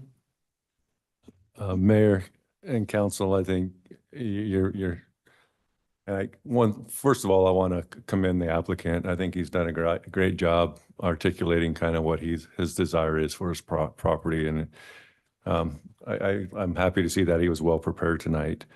But ultimately, as you all know, that storage facility, I would imagine, will redevelop at some point in the future.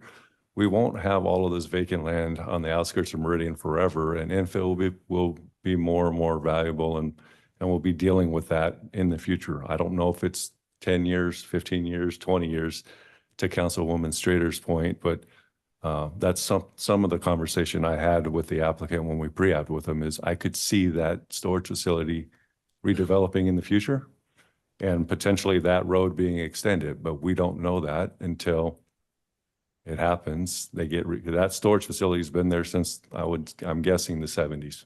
Yeah. So it hasn't done anything since then. So I don't know when the right time will be. But I think, as Councilwoman Strader mentioned, cross-access is a premium these days. I know council is getting more and more concerned. And that's the conversation we have with the applicant. If you throw too many different scenarios at us, then in our opinion, it may not be the right time to do anything with your contract or amend your DA. So we were very forthright with the applicant and informed him that if you come with a lot of information, it's hard for us to say whether or not that's the right decision without having more of those pieces. So going back to your comment, Mayor, I could see that getting extended.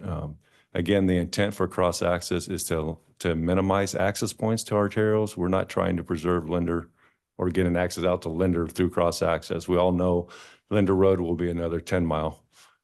It will have an overpass. It connects Eagle all the way down to Cuna. So we know it will be heavily traveled like Locust Grove. And so going forward, this stub street may be that that road that we need to provide that backage road for this commercial development. But again, we don't know because we don't have any development applications in front of you to say that will happen. But I can tell you if someone came in and talked to us about redeveloping that, that's probably a conversation we're having with them, is what are you going to do with that stub road? Because it needs to terminate some way, either in a cul-de-sac or you need to punch it through to Linder. And you need to work with the highway district on where that connects into Linder Road. Yeah, that was just kind of, without a development application to know what you want to do is prohibited by that cross access currently, eventually you see the cross access want to just go to the south.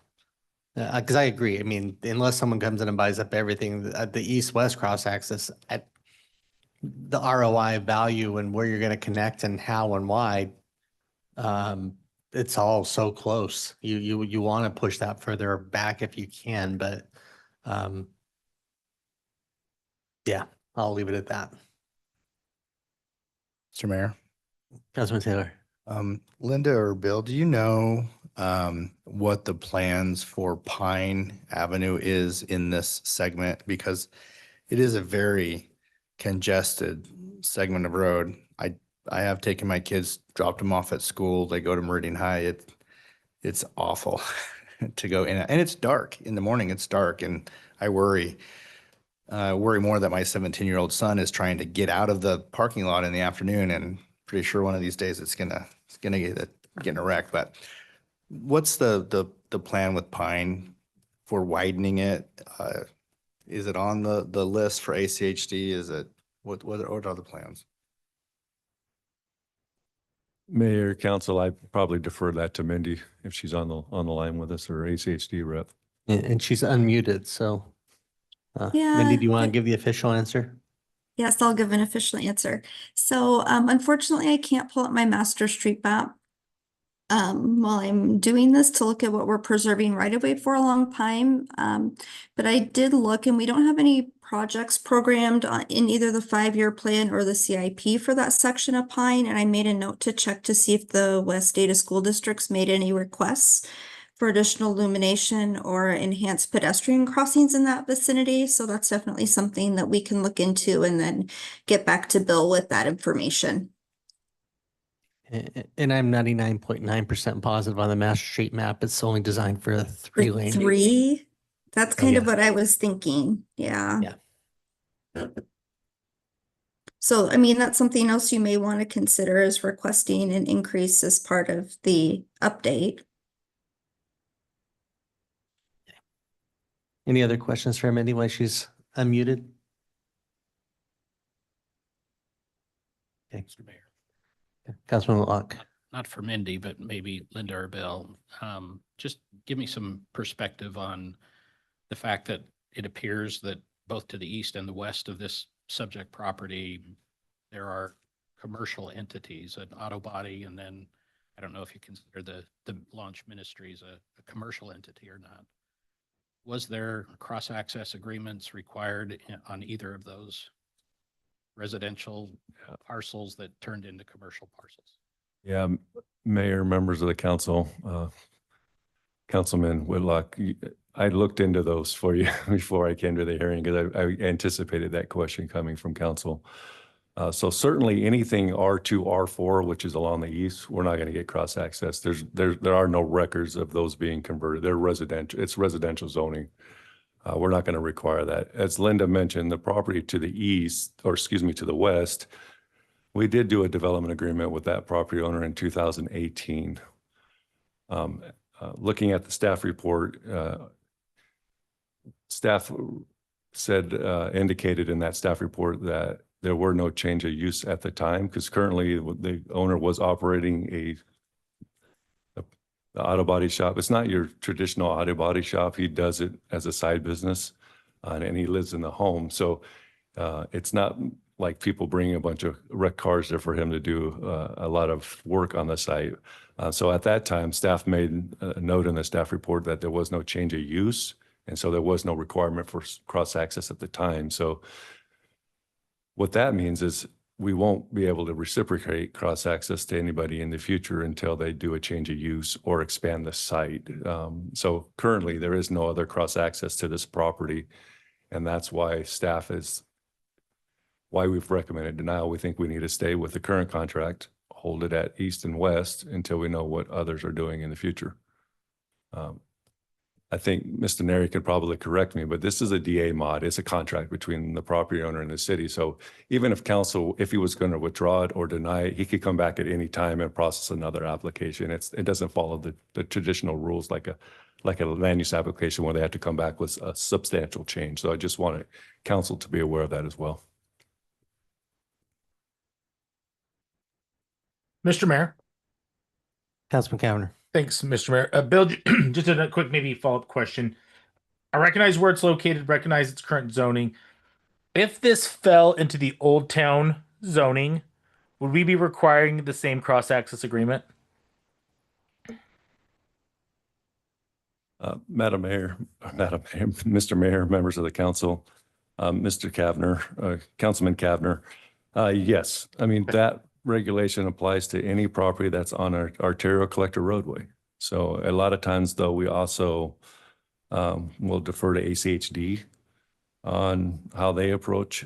What we can't do is close off anyone's access, but we have the authority in the UDC to say consolidate access. And currently he has an existing curb cut for the home. And then if he goes to redevelop, he's going to have to abandon that one and develop a new curb cut that others can share, including the existing home. So there's some work he has to do. That's the difficulty with infill. When you try to keep existing properties, monkeys the water a little bit too, trying to figure out how that piece of the puzzle fits in with all of it as well. And that's why when this application came back to you before you in 2008, they had a very specific development plan. They were going to put another building on the site. So it made sense to require that cross access. Again, as Linda mentioned, that concept plan was removed to allow this property to have more flexibility to redevelop. But again, tonight we're talking about, I want to change a contract, but I don't have a plan on how to do that.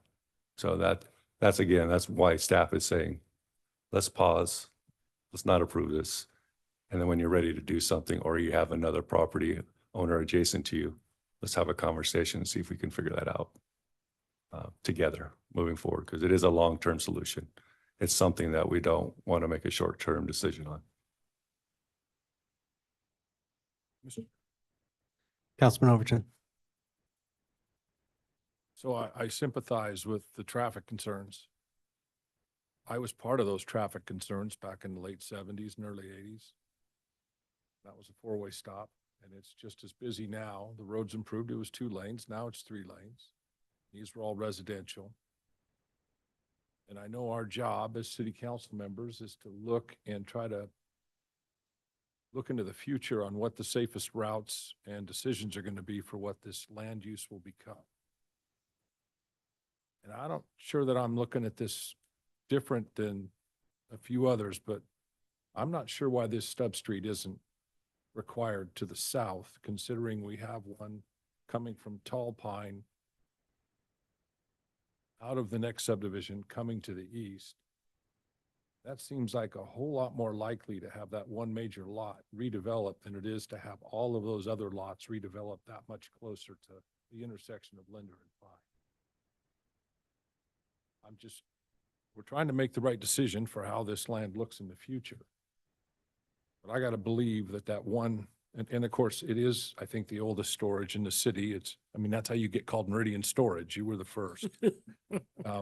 It's been there as long as I can recall being in this city. I'm not apt to approve this request tonight. I think more work needs to go into this and more planning needs to go into this for what the smartest decision is in the future. I think it has to have some cross access that would eventually get it out to Linder Road.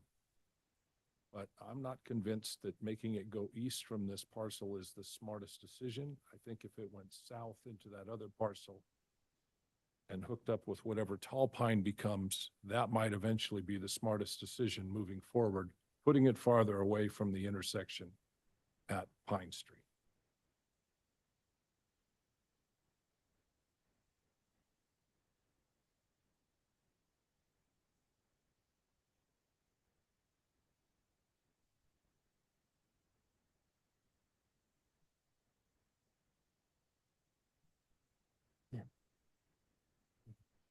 Council, before we invite the applicant up, any further comments or questions? Okay, would the applicant like to come up and close? Comment, respond, you choose however you want to do that. Sounds great. Thank you so much. I just want to say thank you to everyone for the amount of discussion that's gone into this. Realistically, I'm incredibly aligned with the goal to make sure that this is safe and really future planning and looking toward the future to make sure that it becomes a non-hazard for everything from traffic to the kids that are nearby. I live here currently. This is my home, and I know just as well as anyone exactly how much traffic occurs and at what time of day. I don't leave my house between 7:16 in the morning and 8:04. It just doesn't happen. And I don't do it from 2:35 to about 3:15. I make sure that I do other stuff, and if I'm out and about, I find something else to do. It's just not worth it. I have to back out onto Pine as it currently exists, and it's not particularly fun. And so I just want to say that I think at this point, the most likely situation that I'm hearing is that I need to come back with a development proposal, and that this needs to be evaluated in context for a future development plan. And that is my intention at this point. I do want to just remind everyone, including the concerns that have come up tonight, that realistically, the goal here is there are existing commercial properties, period. This is a commercially zoned property, and there is a development plan and agreement in place for it that currently allows development with cross-access provided to the east and west. My goal is to make sure that we find something that's mutually compatible for everyone and that's really looking 50 to 100 years down the line. But I think that we have to compare to what's currently being asked for the property and ask ourselves if the proposed modifications are better or worse, or how they compare to that, not to the other hypotheticals that are coming up. I know that there is a lot of other traffic if you had 500 feet to the west, and I'm sure that there could everyone could benefit from a couple more sidewalks and at least a signalized sidewalk somewhere here. So there's a lot, I think, going on here, and I look forward to addressing it in the future with you guys. Thank you for your consideration tonight. Question for you. So would you like this to be continued for 6 months to give you time to come up with a development plan? Are you looking for an up or down vote tonight and then you come back in 2 years with a development plan? What's kind of your time and thought process? That's a really good question. I think the 6-month continuation seems the wisest. That would give me ample time to bring materials and work with the planning department pretty thoroughly on this to figure out what the future of access looks like for this area and what's best.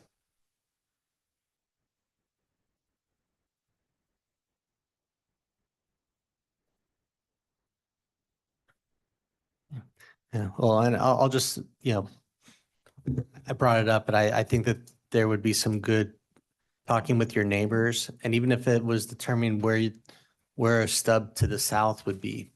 I mean, I look at this and I think, well, if you look at where the current storage units are, you got a row right there. Seemed like you would come split your property and connect up to the others and just have a little access point for 3 of the properties right there into that future North Tall Pine. But maybe work with your neighbors and say, what do we think this would look like long-term? For your individual, the best outcomes, even if they don't ever change. Build a new home, but you want to get out and you don't want to go out Pine. What does that look like if there's another opportunity for each property? That's what I would encourage you. At least have some of those basic conversations with those immediately that might be impacted or want to help solve their own property in the next few years if they were given the opportunity. Just a quick clarifying question on that. We have had quite a few discussions with every property owner on this block, and several of them weren't able to attend tonight, unfortunately, to present their voices on it. How would their support look to council in the future? Is that something that you'd like to see a petition in writing signed that kind of says everyone's in agreement on X plan with Y contingencies? Or is that something that you'd like to hear from them in person during the next hearing? Council, do you have a preference? Mr. Mayor. Councilman Schrader? I mean, for sure, if you were able to get the neighbors in this immediate area aligned on a plan in writing, that would be really I mean, that would be phenomenal. That would give us something solid that I think then our planners could really work with the highway district and try to marry that up, that vision for this kind of fledgling commercial and residential area and figure out how that would all work together. I mean, that would be amazing if you could do that, I would say. More powerful for sure to have a plan in writing that people have kind of signed on to. We always love to hear from people in person. So I would say all of the above is great. Whatever you can get is phenomenal. Thank you. And one other follow-up question on that, just so that we're kind of all on the same page with the context of the neighbors. Those who are developed, at least as it's been presented to me, have no interest in redeveloping anywhere in the near future. Those who are not developed enjoy the current lifestyle that they're living and have no interest in continuing development in the future. However, they are interested in ensuring that their properties have the ability to develop in a favorable way for them.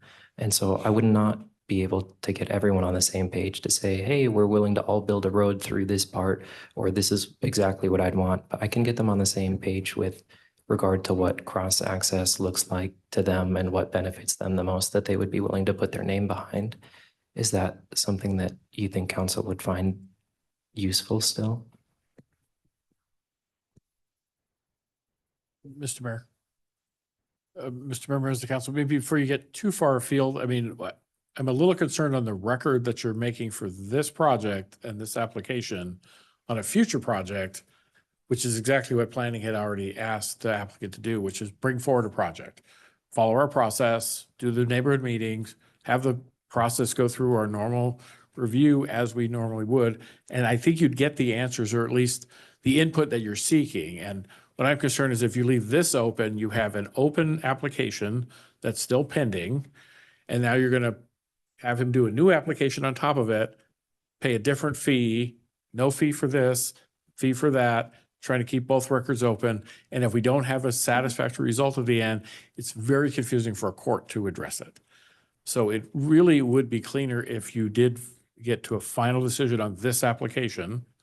And then if the applicant would do what has been suggested by the planning staff, as well as what the council is saying, is bring forward his application, go through the process, submit the required documentation that's needed, contact ACHD, contact the neighbors, do all of the process.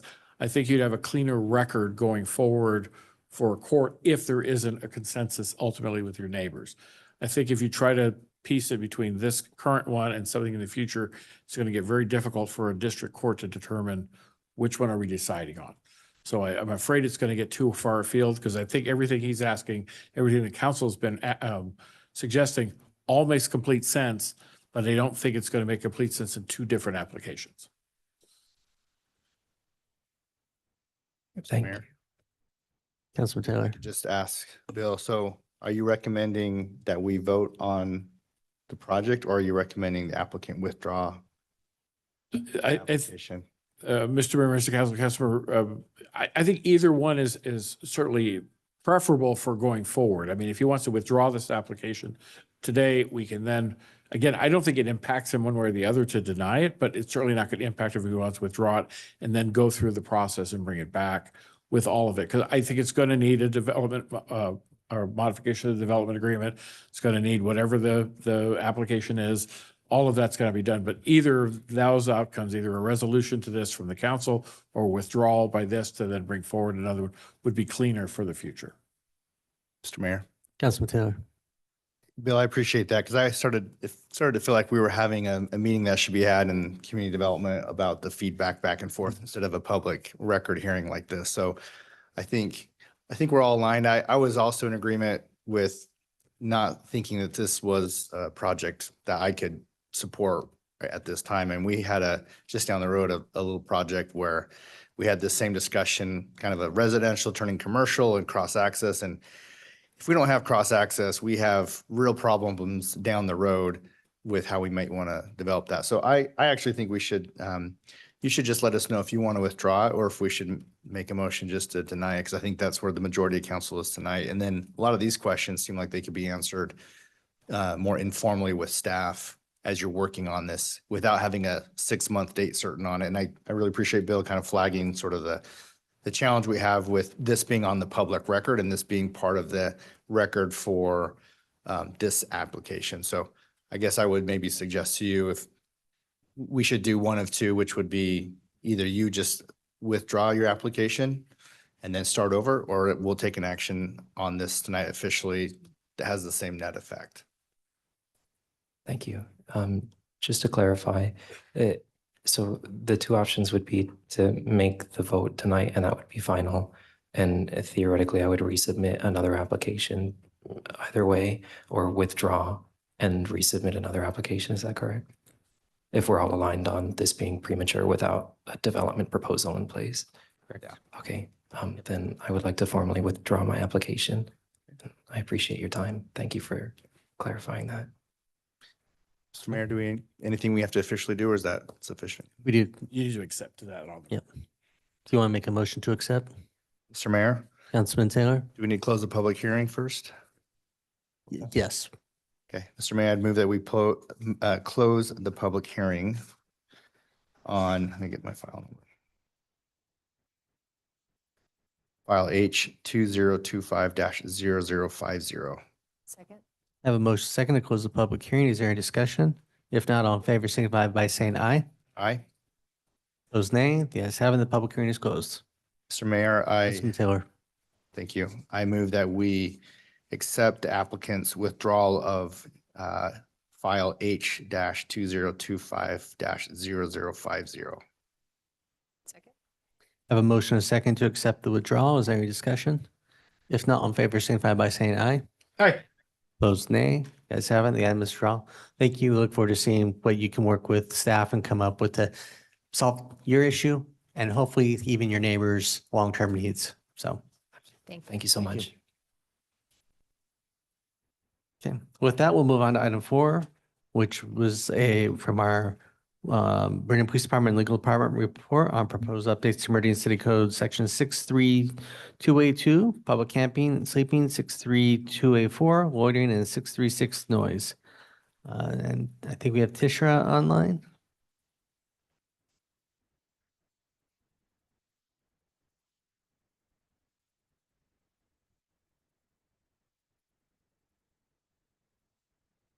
Yes, I'm here. All right, we will turn this open for staff comments. Mr. Mayor, I'll just put a comment on the record that these have been previously presented. We put them on the record in case there was any public feedback or input, or if the council had any additional questions prior to approval. They are on your agenda as 5, 6, and 7 that can be approved tonight if the council wishes. And again, I don't know if anybody else was wanting to testify, and then Tishra is here if she had any, or if you had any questions for her specifically. Okay, thank you. Council, any questions for staff? Okay. Mr. Clerk, do we have anyone sign up to provide testimony on this item? Mr. Mayor, we did not. Okay. Is there anybody present who would like to provide comments on this item? Either in the room or online, you can raise your hand. Seeing no one raising their hand who are just staff online or in the room coming forward, do I have a motion to close the public hearing? Mr. Mayor, Councilman Overton. move that we close the public hearing on Meridian Police Department and Legal Department report, proposed updates to Meridian City Code sections 6-3-2A2, 6-3-2A4, and 6-3-6. Have a motion second to close the public hearing. Is there any discussion? If not, all in favor, signify by saying aye. Opposed, nay. The ayes have it, and the public hearing is closed. Okay, so with that, we'll move on to item 5, which is ordinance number 26-2115. Ask the clerk to read this ordinance by title. Thank you, Mr. Mayor. It's an ordinance amending Meridian City Code Section 363, Meridian City Code Section 632A4 regarding qualifying behavior for disorderly conduct, loitering, and providing an effective date. Thank you. Council, you've heard this ordinance read by title. Is there anybody that would like it read in its entirety? If not, do I have a motion? Councilwoman Lil Roberts. Move that we approve ordinance number 26-2115. Second. I have a motion and a second to approve ordinance number 26-2115. Is there any discussion? If not, clerk call the roll. Thank you, Mr. Mayor. Cavanagh. Aye. Wheeler. Aye. Strater. Whitlock. Aye. Little Roberts. Overton. All ayes, motion carries, and item is agreed to. Next item up is ordinance number 26-2116. Ask the clerk to read this ordinance by title. Thank you, Mr. Mayor. It's an ordinance adding Meridian City Code Section 631 regarding public camping, sleeping, amending Meridian City Code Section 632A2 regarding disorderly conduct, repealing any conflicting ordinances, and providing an effective date. Thank you. Council, you've heard this ordinance read by title. Is there anybody who would like it read in its entirety? If not, do I have a motion? Councilwoman Lil Roberts. Move that we approve ordinance number 26-2116. Second. I have a motion and a second to approve ordinance number 26-2116. Is there any discussion? If not, clerk call the roll. Thank you, Mr. Mayor. Cavanagh. Aye. Wheeler. Aye. Strater. Aye. Whitlock. Aye. Little Roberts. Overton. All ayes, motion carries, and is agreed to. Next item up is item 7, which is ordinance number 26-2117. Ask the clerk to read this ordinance by title.